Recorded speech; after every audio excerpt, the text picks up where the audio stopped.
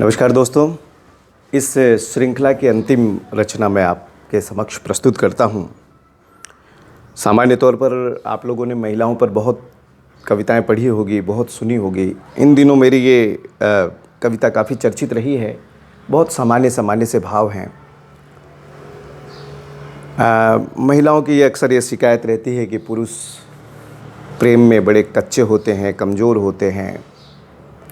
तो उनके उस स्त्री और पुरुष के संबंधों को लेकर मैंने ये काव्य रचना की है। पुरुष मात्र ना समझो मुझको, कि पुरुष मात्र ना समझो मुझको, मैं जीवन आधार प्रिय। तुम हो गंगा जल की बूंदे, तो मैं रत्नाकर धार प्रिय। पुरुष मात्र ना समझो मुझको, मैं जीवन आधार प्रिय, और गंगा जल की तुम बूंदे हो, तो मैं रत्नाकर धार प्रिय, मैं रत्नाकर धार प्रिय। तुम बसंत की मंद पवन हो, तुम बसंत की मंद पवन हो, तो मैं मरुधर का थार प्रिय, मैं मरुधर का थार प्रिय। पुरुष मात्र ना समझो मुझको, मैं जीवन आधार प्रिय। यदि तुम हो धन्यवाद के भागी, तो मैं भी हूँ आभार प्रिय। तुम हो धन्यवाद का भागी, तो मैं भी हूँ आभार प्रिय। पुरुष मात्र ना समझो मुझको, मैं जीवन आधार प्रिय। और तुम छंदोबद्ध कविता हो, तुम छंदोबद्ध कविता हो, तो मैं शब्दों का धार प्रिय, मैं शब्दों का धार प्रिय। पुरुष मात्र ना समझो मुझको, मैं जीवन आधार प्रिय।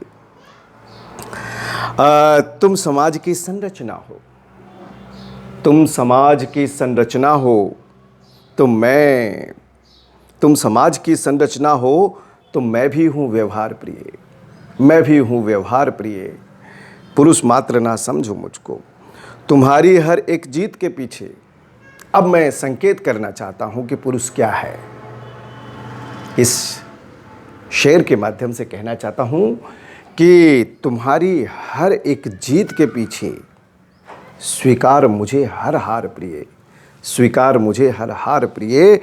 और तुम हो सृष्टि की निर्माणक, तुम हो सृष्टि की निर्माणक, तो मैं भी हूँ संसार प्रिय, तो मैं भी हूँ संसार प्रिय।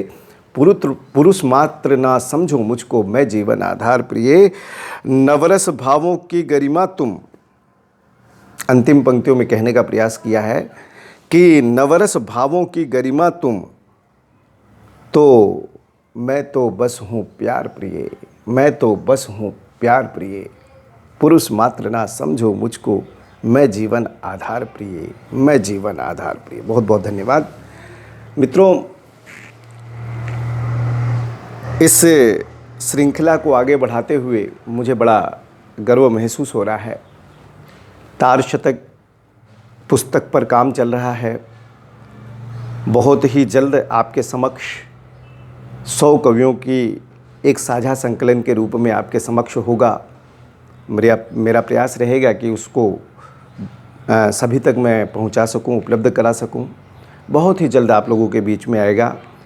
आपका प्रेम, आपका स्नेह, आपका मार्गदर्शन सदा इस समूह के लिए, और समूह में नए नए परिवर्तन रोज़ होते रहेंगे। मैं कुछ व्यस्तताओं की वजह से और कुछ सामान्य तौर पे तकलीफ़ों की वजह से मैं नहीं रह पाया, लेकिन अब निरंतर आप लोगों से मुखातिब होते रहेंगे। आपका स्नेह के लिए बड़ा आभारी हूँ मैं।